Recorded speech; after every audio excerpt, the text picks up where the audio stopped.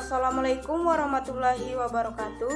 Perkenalkan, nama saya Messi Putri Anggelia, NIM 201020402. Dosen pengampu mata kuliah Ekologi Tumbuhan yaitu Bapak Hendra Lardiman, SSI MPD. Baiklah, di sini saya akan menjelaskan tentang konsep ruang dan habitat. Apa itu habitat? Habitat dalam bahasa Latin yang berarti menempati tempat suatu spesies tinggal dan berkembang. Habitat adalah sebuah tempat hidup makhluk hidup, baik hewan maupun tumbuhan, yang dapat mempengaruhi kelangsungan hidup makhluk hidup tersebut. Adapun jenis habitat berdasarkan fungsi ruang.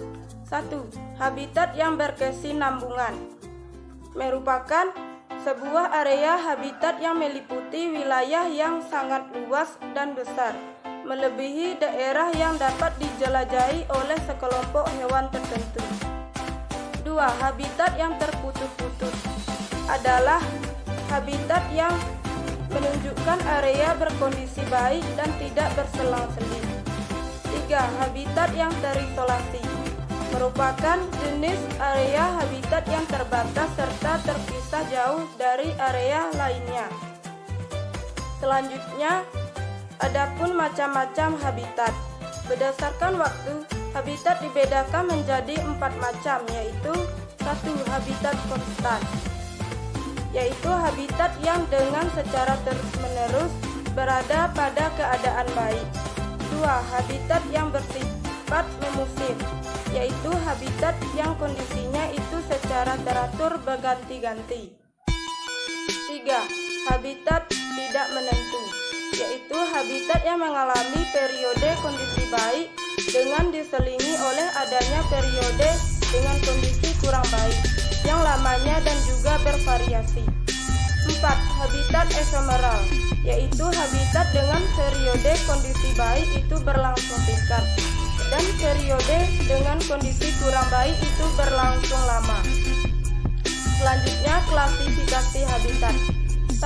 Daerah habitat padang rumput merupakan interaksi yang dilakukan oleh organisme padang rumput itu dengan komponen-komponen biotik serta abiotik yang berada di lingkungannya.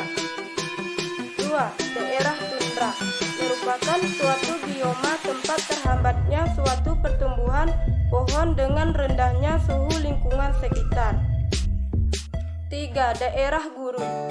Untuk tumbuhan yang hidup di daerah gurun itu biasanya akan tumbuh dengan cara mendaun, sebab kondisi daerah yang sulit terdapat air itu dengan bentuk morfologi. 4. Daerah hutan basah merupakan suatu bioma berupa hutan yang kondisinya itu selalu basah, yang bisa ditemui oleh di wilayah sekitar khatulistiwa. 5. Daerah hutan gugur adalah salah satu bioma yang berupa hutan yang terletak di wilayah yang memiliki iklim tropis serta subtropis. 6. Daerah hutan taiga adalah bioma terestrial atau daratan. Bioma taiga terletak di antara daerah subtropis serta kutub di belahan bumi bagian utara. 7. Habitat air tawar dapat dibagi menjadi 2 jenis, diantaranya perairan mengalir. Ini bergerak secara terus-menerus ke arah tertentu. Sedangkan perairan menggenang yang masanya air itu memiliki waktu sehingga hanya sementara. 8.